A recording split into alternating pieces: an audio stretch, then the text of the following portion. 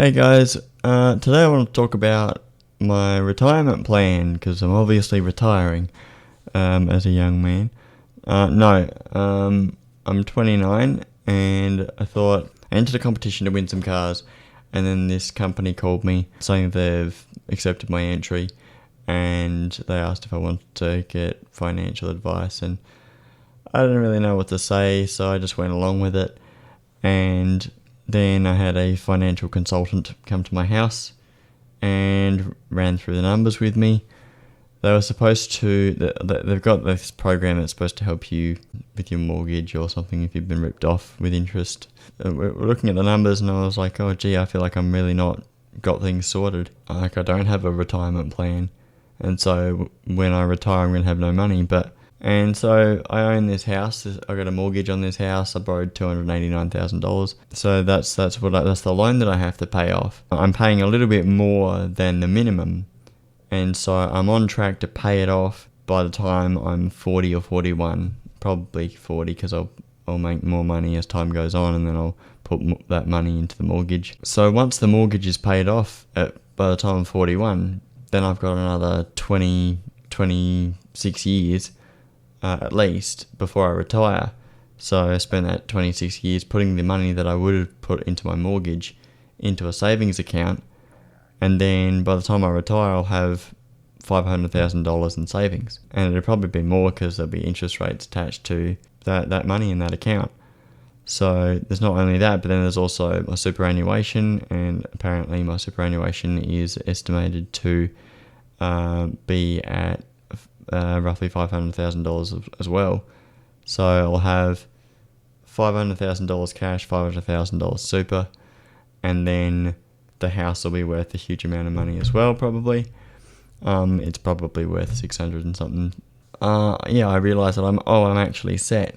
It doesn't feel like I'm getting ahead, but I am, because I'm paying more than the minimum on my mortgage. I'm thinking about finances, and I want to be making enough, or I want to have money in savings for things. I've been thinking a lot about finances. I've been watching lots of The Ramsay Show and Financial Audit, and there's a bunch of Australian shows. Not the best now. I think I save about $200 a fortnight. The money I save ends up paying the bills, the quarterly bills. Probably be better if I had it, every bill was coming once a fortnight or something, but it doesn't really matter because I'm aware I've got these bills coming up, and if I put money aside, like I'm anticipating a big water bill, and I've asked someone I know how much it's going to cost. What's the biggest water bill you've had? I'm anticipating possibly $1,000 water bill, just because I'm trying to keep my lawn green. This year I'll be doing better because I won't be using as much gas, which cost me. I had 2 big gas bills, and that set me back as well. And so it's like, all right, I don't want to be falling backwards every year over random things like using too much gas, not having spare keys to the house, and accidentally locking myself out and having to pay $400 for a locksmith. That stuff doesn't help.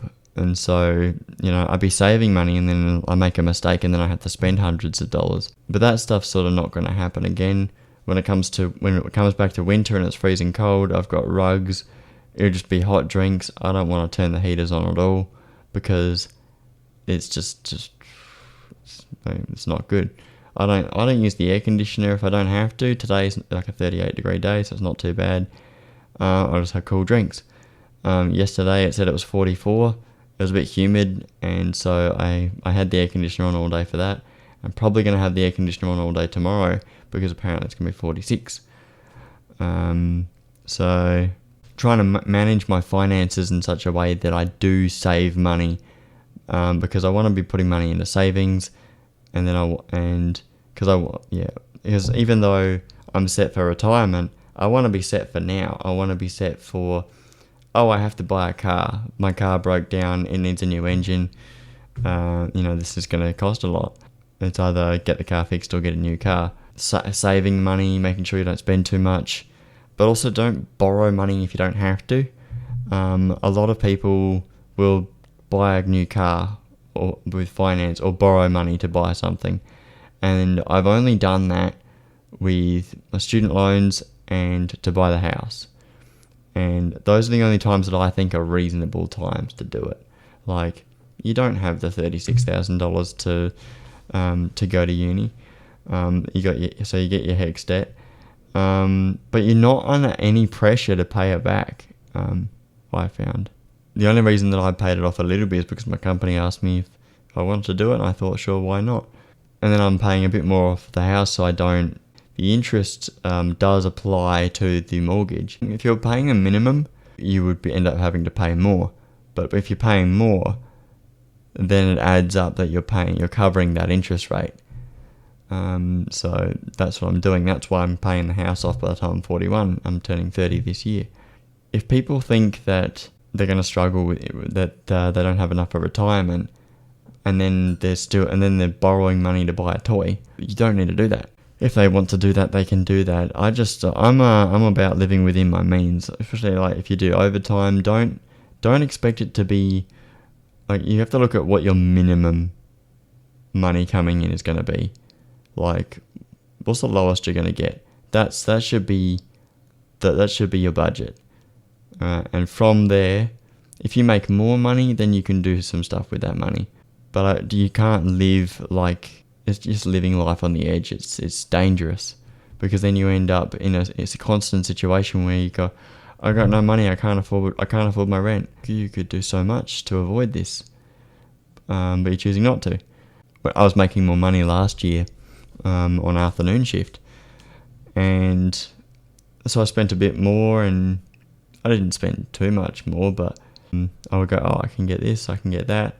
And just the big gas bills were what set me back. But if I had the time again, I could do a better job. When I make more money, put that money away. Just live on the minimum. And then when I have lots of money, then I can spend lots of money, or then I can spend some money. You need to put yourself in a situation where you're taken care of. You don't actually need to worry if something happens. So if your car breaks down, you've got $1,000 in the bank. You've got several $1,000s in the bank. You know, if you're sick, if you can't go to work. I mean, for me, I've got annual leave. It's good to be permanent and full time and have that security. If you don't have that fallback option, and you're living life on the edge, that's just straight up dangerous. The Ramsey Show, they often talk about you got to take a loan out to buy a house, because you're probably not going to have hundreds of thousands of dollars that you need these days to buy a house. It's not really a good idea to rent for the rest of your life. You're going to have this constant thought of, what if the landlord kicks me out for some reason? They don't want me in the house anymore. They don't keep me going there. Why you have to buy your own house. So then you buy a house, you pay it off, and then you've got no one can tell you that you have to move out. That doesn't have to happen. That can't happen. And that's what you want. That's what your retirement should be. So that when I'm an old man, I'm living in this house, it's paid for. All I've got is council rates and my utilities and insurance, and that's it. When I'm old and I've got all this money that I can spend, and then I have to budget it, because I have to make sure I don't spend too much by sitting around being bored. But I don't imagine being someone who would be like that. You have to make a decision, and I get that some people are in a situation where it's like, my wife wants it this way, my husband wants it this way, blah blah blah. You have to make it absolutely clear where this is leading you. You know, it's nice to have money in the bank and be like, I'm just going to rent forever, because we like to buy nice things and like to have nice things. But eventually, it's possible that you could just rent that same house for the rest of your life, or move into a different house, and then, we need to make more money because this is a nice house. But it's just, sometimes you got to live a bit tough. You've got to buy the cheap food. Don't buy subscription services that you don't really need.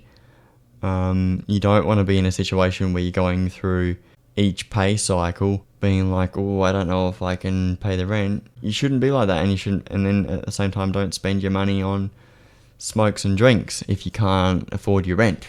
Like, that makes no sense to me. I buy drinks when I know I'm doing well enough financially that I can cover it. I'm good. But that's about it. Like, everything else goes into the grocery bill. If the Coles bill, which is usually like $100 every time I go, that's usually the most expensive part of going shopping. for me. It's like $150 a week. You need to be in a situation where you're safe. And being safe is the most important thing in life. I know people think, oh, I'll just get another job.